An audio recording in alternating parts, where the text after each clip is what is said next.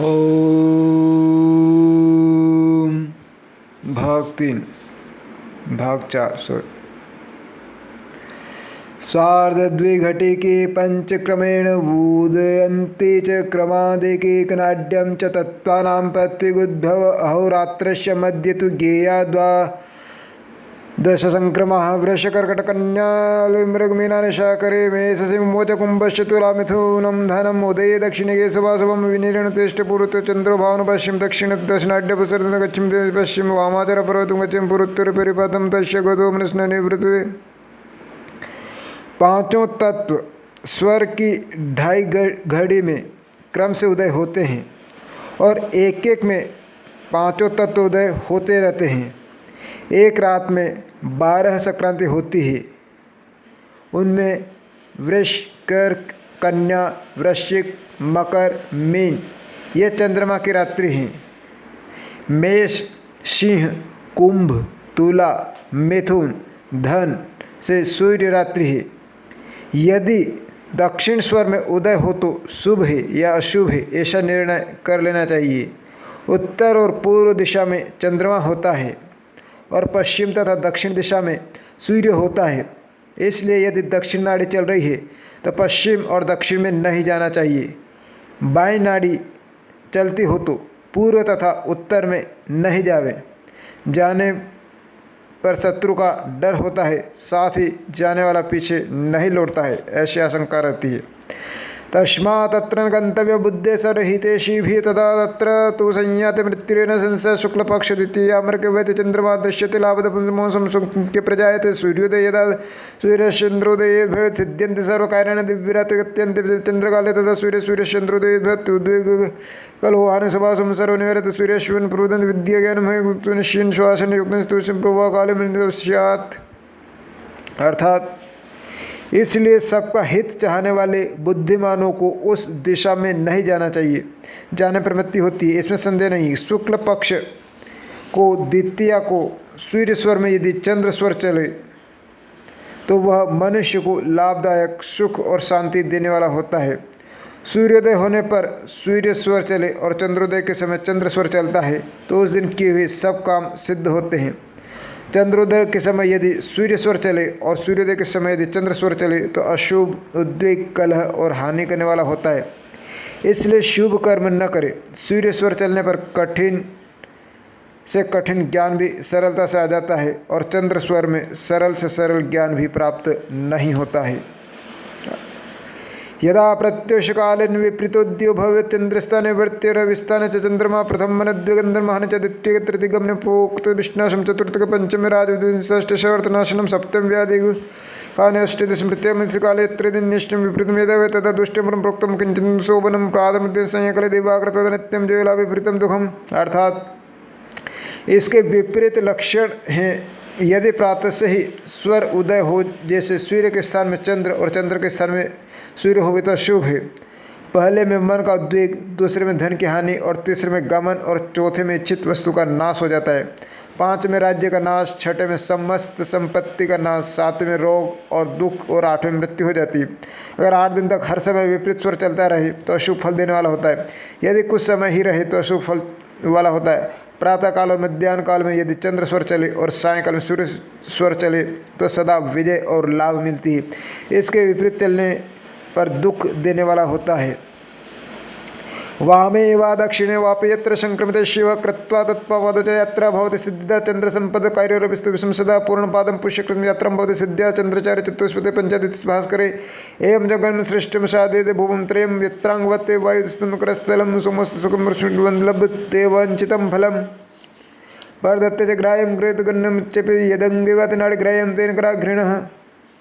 अर्थात यात्रा में जाते समय दायां व बायां जो भी स्वर चले उसी तरफ का कदम पहले रखें। इस प्रकार करने से यात्रा सिद्धि देने वाली होती है। यात्रा को चलते समय चंद्र स्वर में सम कदम रखें और सूर्य के स्वर में विषम कदम रखें। 2, 4, 6 सम है और 1, 3, 5 विषम है। इस चलन से यात्रा शुभ देने वाली होती है। चंद्र स्वर चलने पर 4 कदम बाएं और सूर्य स्वर चलने पर 5 कदम दाहिने चले। इस प्रकार चलने से तीनों लोग हाथों में सिद्ध हो जाता है।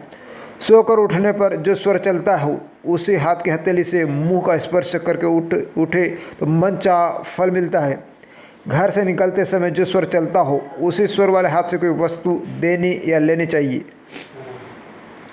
न हानि कलहो नैव कंटकिनार्पि विद्यते नैवर्तते सुखी चे सर्वोपद्रव वर्जित गुरु बंधुर्पण्यतन्यति सुवादायन पूर्ण मंगलम कर्तव्य कार्य सिद्धिम स्थित अरे चोदन्य सचैव निग्रह कर्तव्य कुलुक्तम जयलाभ सुखार्थे दूरदेशे विद्युतं गमनं विद्युम् अभ्यर्थे तुम कंचनम यत् कंचित मुलापदं समागम तुम पूर्णार्थ निर्विकल्पम। अर्थात इस तरह करने पर न कोई हानि होती है और न कलह होता है और न ही किसी प्रकार का अंग छेदन होता है। वह सभी उपद्रवों में से बचकर सुख से जीता है। गुरु, भाई, राजा, मंत्री और जो शुभ चाहने वाले हैं उनकी तरफ पूर्ण स्वर के कार्य सिद्धि चाहने वाले को करने चाहिए।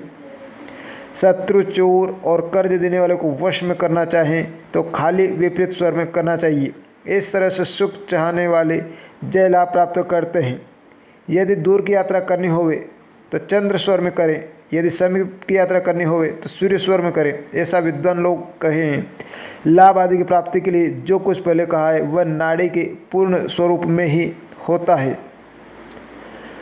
शून्यम नाड्यम विपृष्टम यत्पूर्वं प्रदीप्तार्थं जयतन्येव च यतिसर्ग्य भाषितं व्यवहारे खलु चटन दोष विधि वंचक कुपित स्वामी चोरादे पूर्ण स्वभयंकर दूराध्वने शुभश्चंद्र निर्विघ्नो विष्ट सिद्धित प्रवेश कार्य हेतु च सूर्यनाड़ी प्रशस्य चंद्रवारशम हंतिम सूर्यं बलिवशम नश्यतम सूर्यं भवनं देवं स्थिर अयोग्यम योगेन नाड़ी कार्यान बंधुन जीता रुद्रस्ताचरित।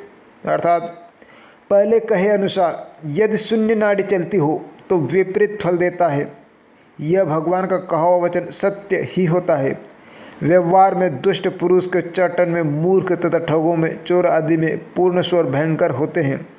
दूर के मार्ग में चंद्र स्वर शुभ विघ्ननाशक और सिद्धि देने वाला होता है। कहीं प्रवेश करना हो तो सूर्य नाड़ी ही शुभ होती है। चंद्र स्वर विष का नाश करता है और सूर्य स्वर स्त्री को वश में करता है। सुषुम्ना से मोक्ष होता है। ऐसे ये स्वर 3 प्रकार से स्थित है। नाड़ी की विपरीत गति में शुभ कार्य और सीधी गति में अशुभ कार्य से मनुष्य बंधन को प्राप्त होते हैं। इसलिए नाड़ी की गति के अनुसार ही कार्य करने चाहिए।